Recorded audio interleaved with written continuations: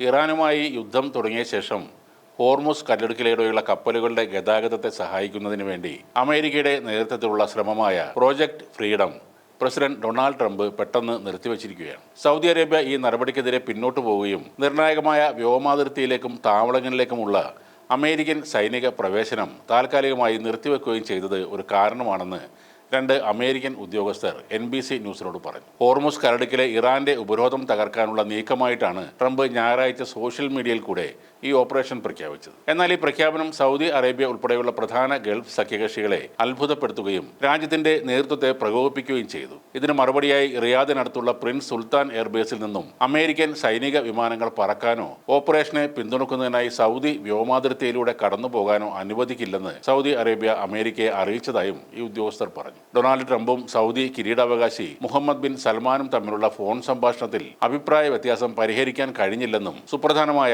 പ്രാദേശിക വ്യോമാതിർത്തി പുനഃസ്ഥാപിക്കുന്നതിനായി project freedom നിർത്തിവെക്കാൻ American പ്രസിഡന്റിനെ നിർബന്ധിതനാക്കിയെന്നും NBC news report ചെയ്യുന്നു. ഗൾഫിലുള്ള അമേരിക്കയുടെ മറ്റ് സഖ്യകക്ഷികളും അസ്വസ്ഥരാണെന്നാണ് റിപ്പോർട്ടുകൾ പറയുന്നത്. ഓപ്പറേഷൻ ആരംഭിച്ചതിന് ശേഷമാണ് ഡൊണാൾഡ് ട്രംപ് ഖത്തറിലെ നേതാക്കളുമായി സംസാരിച്ചത്. ട്രംപ് പരസ്യമായി ഇത് പ്രഖ്യാപിച്ചതിന് ശേഷമാണ് അമേരിക്ക ഒമാനുമായി ഈ സംരംഭം ഏകോപിപ്പിച്ചതെന്ന് ഒരു മിഡിൽ ഈസ്റ്റിലെ നയതന്ത്രജ്ഞൻ NBC ന്യൂസിനോട് പറഞ്ഞു. ട്രംപും സൗദി കിരീടാവകാശിയും പതിവായി ഫോണിൽ ബന്ധപ്പെട്ടിരുന്നു എന്ന് സൗദി വൃത്തങ്ങൾ പറയുന്നു. Vice president JD Vance, US central command, state secretary Marco Rubio എന്നിവരുമായി സൗദി ഉദ്യോഗസ്ഥരും കാര്യങ്ങൾ ചർച്ച ചെയ്യുന്നുണ്ടെന്നും സൗദി വൃത്തങ്ങൾ പറഞ്ഞു. സംഘർഷം അവസാനിപ്പിക്കാൻ ഇറാനും അമേരിക്കയും തമ്മിലുള്ള ഒരു കരാറിൽ മധ്യസ്ഥത വഹിക്കാനുള്ള പാകിസ്ഥാന്റെ നയതന്ത്ര ശ്രമങ്ങൾക്ക് സൗദി അറേബ്യ അവരുടെ പിന്തുണയും പ്രകടിപ്പിച്ചു. പ്രവർത്തനം താൽക്കാലികമായി നിർത്തുന്നതിന് മുമ്പ് കടലിടുക്ക് വഴി കടന്നുപോകുന്നതിനായി അമേരിക്കൻ സൈന്യം ഗൾഫിൽ കൂടുതൽ കപ്പലുകൾ അണിനിരത്തിയിരുന്നു. പ്രോജക്ട് ഫ്രീഡത്തിന്റെ ഭാഗമായി US പതാകയുള്ള 2 കപ്പലുകൾ ഹോർമുസ് കടലിടുക്കിലൂടെ വിജയകരമായി കടന്നുപോയതായി US സെൻട്രൽ കമാൻഡും പ്രഖ്യാപിച്ചിരുന്നു. അതേസമയം തന്നെ ഇസ്രായേൽ നടത്തിയ ഒരു ആക്രമണത്തിൽ ഹമാസ് രാഷ്ട്രീയകാര്യ സമിതി അംഗവും വെടിനിർത്തൽ ചർച്ചകളിലെ മുഖ്യ മധ്യസ്ഥനുമായ